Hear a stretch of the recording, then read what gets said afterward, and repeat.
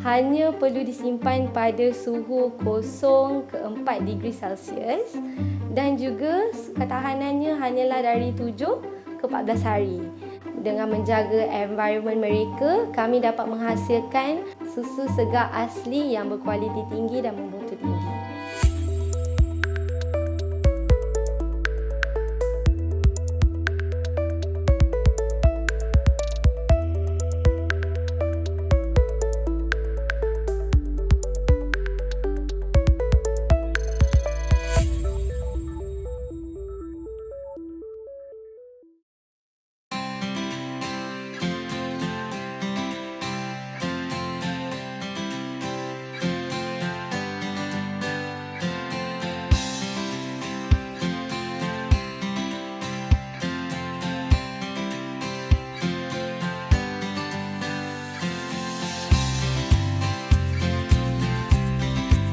Menurut Pelan Strategik Pembangunan Industri Tenusu Negara bagi tahun 2021 sehingga ke tahun 2025, industri ternakan di Malaysia merupakan salah satu industri agro makanan terpenting dalam menyediakan sumber protein negara dengan sumbangan KDNK sebanyak 15 bilion ringgit.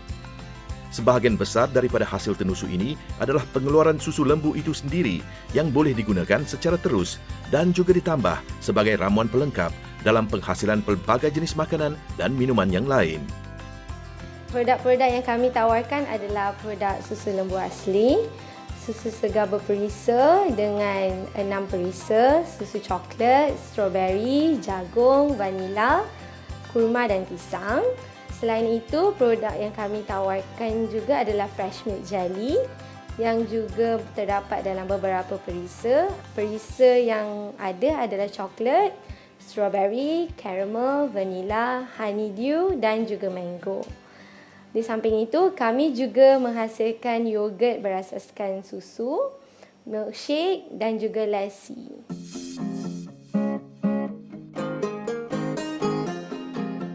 Antara proses syarikat yang memerlukan penelitian yang tinggi dalam syarikat kami adalah penjagaan ternakan. Okey, di mana ternakan ini yang menghasilkan susu lembu asli, di mana kami haruslah sangat teliti dengan pemberian makanan, kesihatan, environment ternakan kami. Kerana ini akan menyebabkan efek kepada hasilan tenusu tersebut. So, dengan memberikan makanan yang berkualiti tinggi, yang berkhasiat, dengan menjaga environment mereka, kami dapat menghasilkan susu segar asli yang berkualiti tinggi dan bermutu tinggi. Penghasilan produk tenusu seperti susu lembu segar bermula daripada proses penternakan lembu itu sendiri. Kualiti penternakan lembu tenusu ini bergantung kepada beberapa faktor utama. Pengurusan pembiakan lembu, terutamanya kesesuaian bakar lembu import dengan iklim tempatan, adalah amat penting untuk menjamin kesinambungan pengeluaran, memandangkan ia akan mempengaruhi kadar kelahiran. Saiz dan keletakan kandang yang optimum turut memainkan peranan utama. Selain itu, kualiti susu juga bergantung kepada bahan pemakanan yang bersesuaian kepada spesies lembu yang diternak.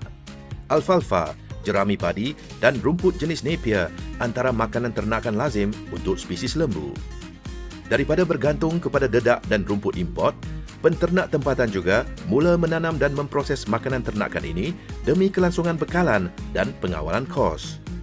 Kualiti dan daya ketahanan susu lembu ini juga dipengaruhi proses pemerahan susu yang bersih dengan menggunakan mesin terkawal serta kaedah penyimpanan susu lembu yang dilengkapi sistem pendingin hawa.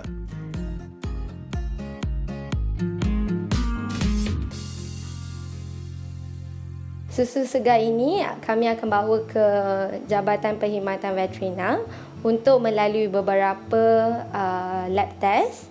Antara lab test yang kami akan lakukan adalah alcohol test, pH test dan nutrition test dan beberapa lagi test. Okey, antara test-test ni dilakukan oleh kerana untuk menguji tahap ketahanan susu.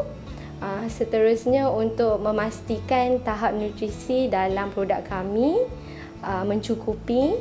Di samping itu kami juga memastikan susu ini boleh dipasarkan kepada pengguna-pengguna susu segar.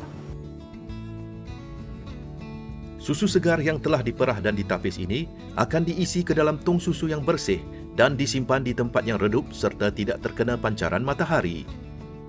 Bekalan susu ini akan dihantar secepat mungkin ke Pusat Pengumpulan Susu Jabatan Perkhidmatan Veterina untuk diuji. Ujian-ujian ini dijalankan untuk memastikan darjah ketulinan dan kebersihan susu kekal terpelihara agar susu yang diterima tidak dicemari benda asing. Ujian kualiti susu merangkumi ujian kimia, fizikal dan mikrobiologi mengikut piawaian yang telah ditetapkan oleh Jabatan Perkhidmatan Veterina dan Kilang Pemprosesan Susu. Ujian organoleptik pula merangkumi ujian fizikal seperti bau, warna dan rasa untuk mengesan perubahan sifat asli susu yang disebabkan organisma mikro, pengoksidaan logam dan lain-lain lagi.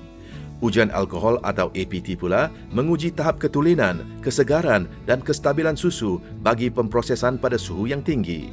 Ujian ini juga bertujuan untuk menolak semua susu yang mungkin akan rosak di dalam simpanan. Kerana setitik susu yang basi ini akan turut menyebabkan kerosakan menyeluruh pada susu lain di dalam tong simpanan yang sama.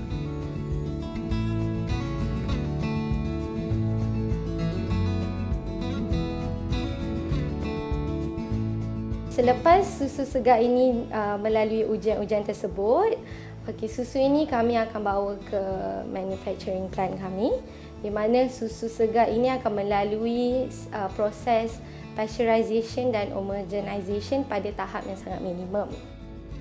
Susu lembu merupakan produk yang sensitif terhadap perubahan suhu dan faktor kebersihan. Kekangan ini bukan sahaja menjejaskan kualiti tetapi turut mempengaruhi kuantiti pengeluaran dan produktiviti penggunaan susu. Untuk memastikan susu lembu yang terhasil ini selamat diminum, kekal berkhasiat dan bertahan lama, susu mentah yang diperah dan dikumpulkan ini harus melalui beberapa proses. Pempasteuran adalah salah satu kaedah yang dilakukan untuk membunuh bakteria dan kuman yang terdapat di dalam kandungan susu tanpa mempengaruhi rasa dan nilai khasiatnya.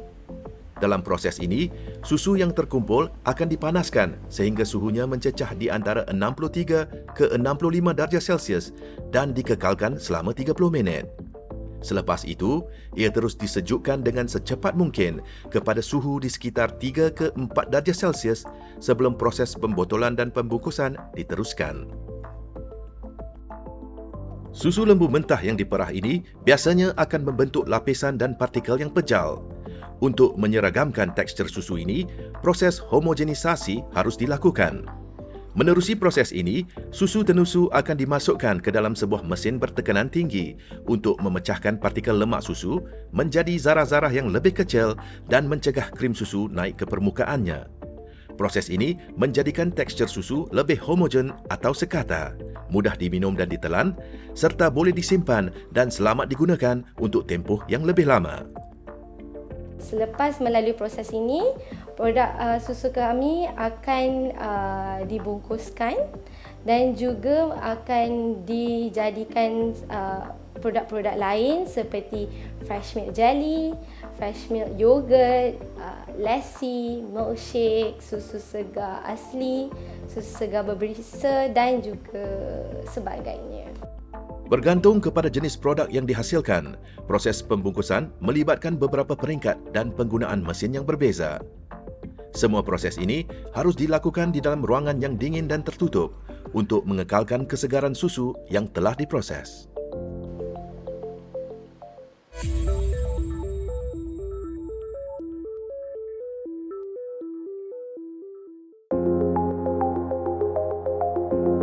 Variasi teknologi pemprosesan susu telah menghasilkan pelbagai produk susu di pasaran. Susu rendah dan tanpa lemak misalnya adalah susu yang lemaknya telah dipisahkan dan dikurangkan daripada peratus asalnya. Begitu juga dengan susu tepung yang telah dikeluarkan kandungan airnya dan susu sejat yang telah diproses semula. Selain itu, susu tenusu ini juga diproses dalam bentuk jeli atau agar-agar. Untuk menghasilkan agar-agar yang berasaskan susu, susu segar ini akan dicampurkan dengan gelatin, pewarna dan pemanis mengikut sukatan yang telah ditetapkan. Semua bahan ini akan dikacau sehingga larut sepenuhnya sebelum ditapis. Agar-agar yang sudah sedia masak ini kemudiannya akan dimasukkan ke dalam bekas acuan mengikut saiz jualan sebelum dipindahkan ke dalam mesin untuk dikedapkan penutupnya. Selain agar-agar, susu lembu asli juga boleh ditambah perisanya dengan campuran gula, pelbagai jenis bahan perisa, bahan pewarna dan kondisioner makanan yang dibenarkan. Susu ini boleh dipasture, disteril atau dirawat pada suhu yang lebih tinggi. Sama seperti agar-agar tadi, susu yang telah dibotolkan ini akan ditutup dan dikedapkan dengan menggunakan mesin. Sama seperti proses pembungkusan susu lembu asli, botol atau pak susu yang digunakan ini akan turut dilabel dan dicetak tarikh luputnya.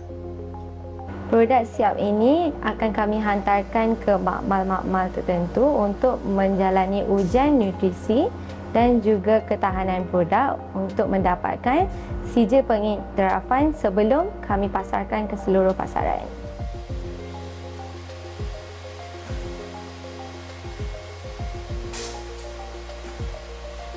Selain sijil untuk tujuan jaminan kandungan dan khasiat susu, pensijilan yang diaudit kerajaan tempatan seperti Sijil Veterinary Health Mark (VHM) dan Sijil Skim Amalan Pertanian Baik iaitu Malaysia Good Agricultural Practices atau MyGAP amat penting dalam menjamin piawaian keselamatan produk ruminan dan tenusu negara kita yang turut diiktiraf di peringkat antarabangsa.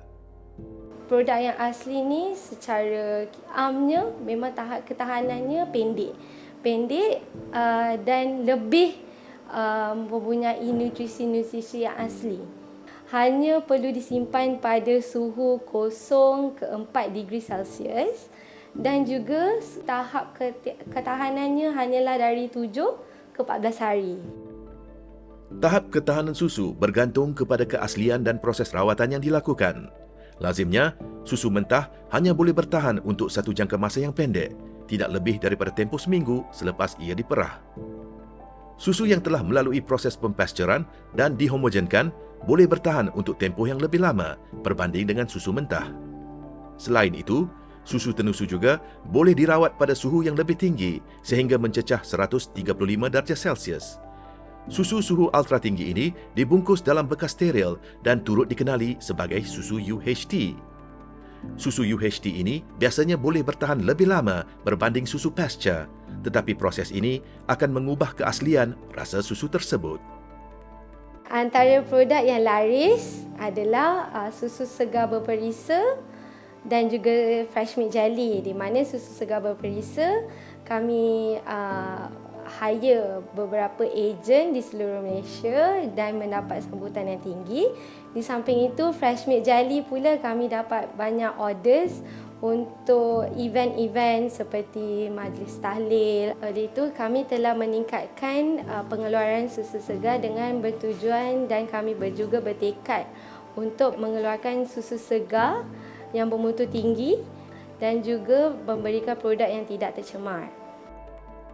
Pada hari ini, susu lembu bukan sahaja menjadi produk tenusu utama, malah turut digunakan sebagai ramuan pelengkap dalam penyediaan pelbagai jenis makanan yang lain.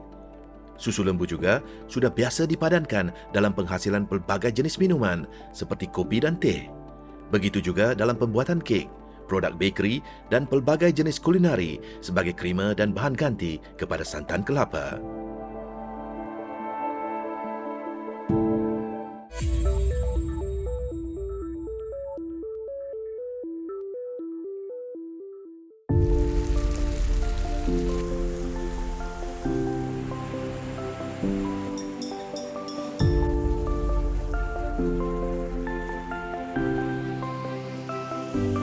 Untuk memulakan perniagaan dalam industri ini, perbelanjaan terbahagi kepada dua bahagian. Antara yang pertama adalah dalam bidang pembuatan, di mana bidang pembuatan ini memakan belanja dalam lingkungan 50 ke 100 ribu mengikut kepada kebesaran skala kilang tersebut.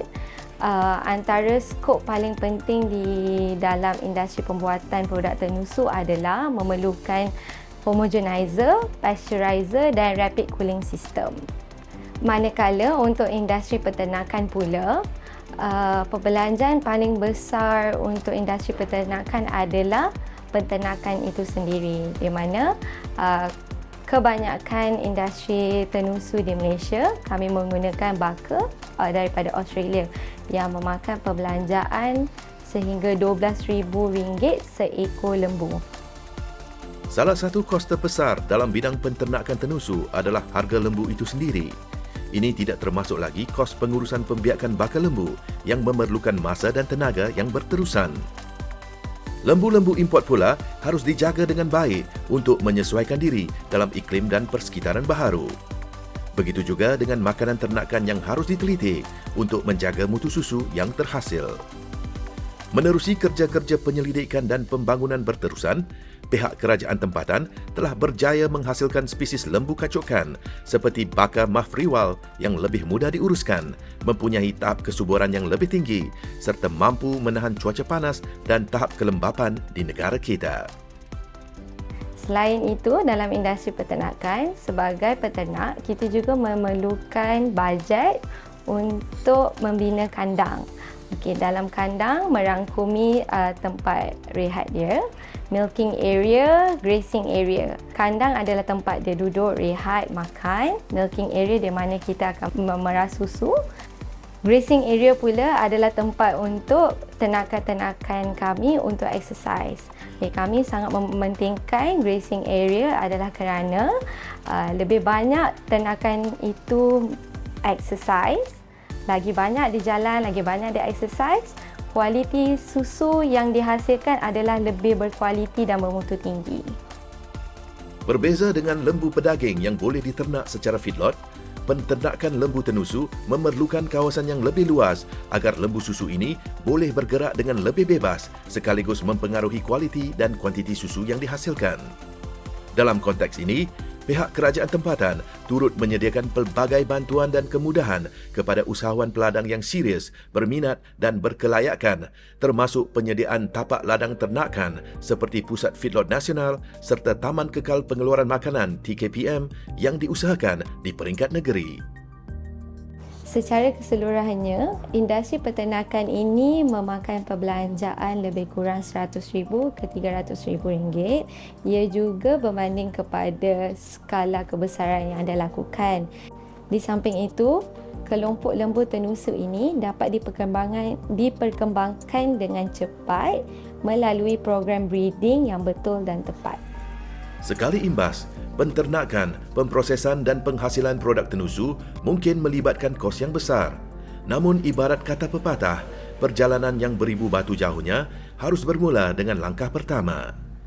Besertakan prioriti dan pelbagai program pembangunan peladang serta bantuan berterusan daripada pihak kerajaan, usahawan peladang yang berminat boleh bermula dengan skala kecil, malah memacu peluang industri menerusi bidang berkaitan seperti trading dan franchise perladangan.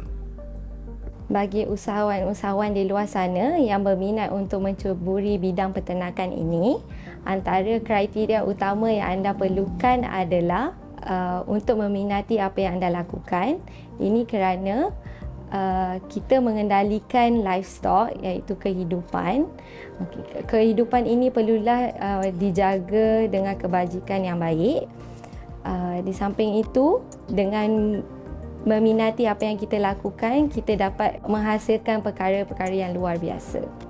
Yang keduanya adalah ilmu. Sebagai peternak, kita bolehlah merujuk kepada pemain industri yang sedia ada.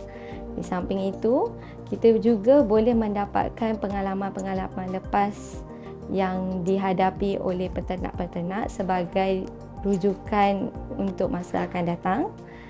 Selain itu juga, jabatan-jabatan dan agensi kerajaan banyak menyediakan bantuan dan sokongan bagi peternak-peternak yang meminati untuk menceburi bidang ini.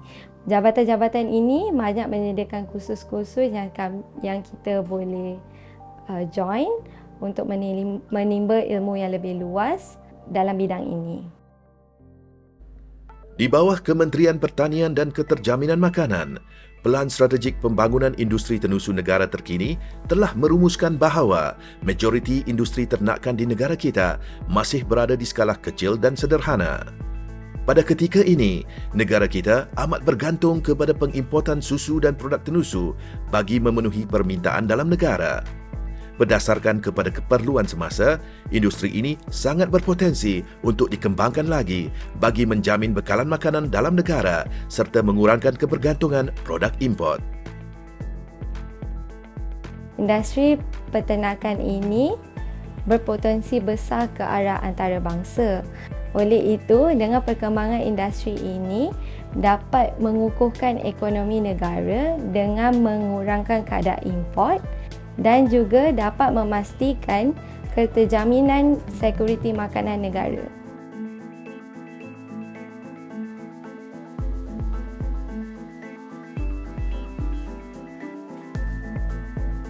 Permintaan terhadap susu lembu di negara kita adalah amat tinggi dan akan terus bertambah lagi. Pada hari ini, sumber tenusu tempatan hanya mampu menampung lebih 60% jumlah permintaan.